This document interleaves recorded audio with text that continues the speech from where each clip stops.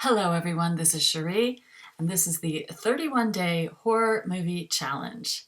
Today's challenge is number 8, a first-time filmmaker. The movie I chose was Marrowbone from 2017.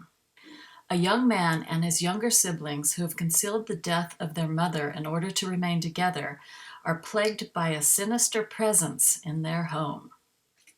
Marrowbone is a English language Spanish psychological horror mystery drama with a twist.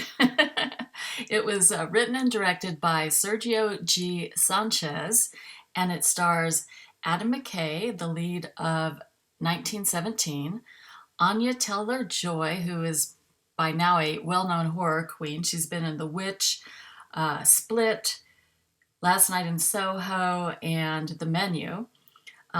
Charlie Heaton, who was in Stranger Things, and Mia Goth, who is another horror queen, having been in Suspiria, X, Pearl, and Infinity Pool. So it's really a star-studded cast. Sergio Sanchez was the writer for the 2007 Spanish-language horror film, The Orphanage. And that is one of my favorite haunted house supernatural thriller movies. I actually purchased that this year. So if you like those kind of movies, The Orphanage, The Others, which is also an English language Spanish horror movie, you might like Marrowbone as well.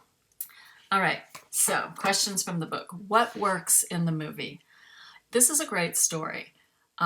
It's got great acting, great cinematography, and it's one of those movies you want to rewatch so you can catch the clues that you might have missed.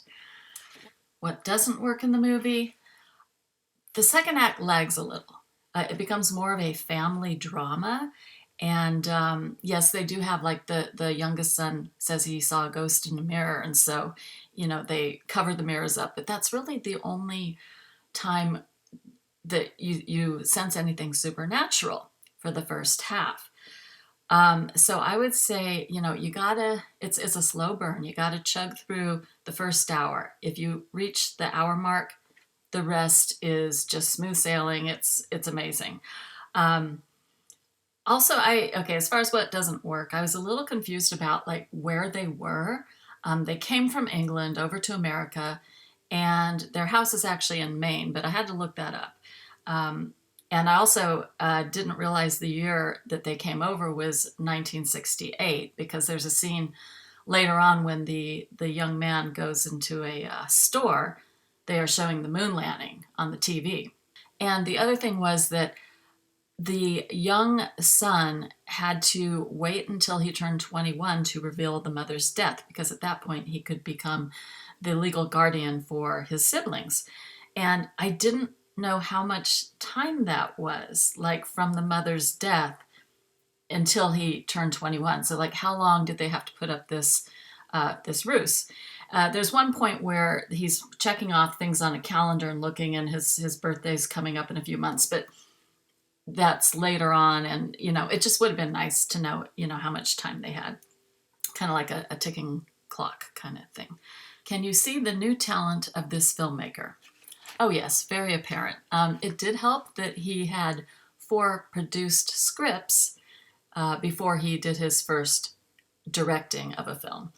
Does this film share similar themes to the director's other films? Okay, well, I've only seen this one being an example of his directing. He's after this one, he directed a TV series. I've not seen that. But based on The Orphanage, yes, the themes are similar. So since he wrote both of these, yes, they both have like trying to stay together with one's family. That was a major theme in both of them. What other genres would the director serve well?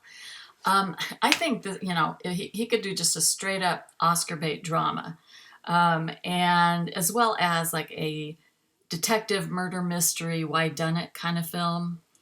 I would definitely recommend Marrowbone if you like all those actors, if you like the style of The Others, or if you've seen The Orphanage. The Orphanage, like I said, you just gotta You got to get through that first hour because it doesn't seem like a horror movie at all.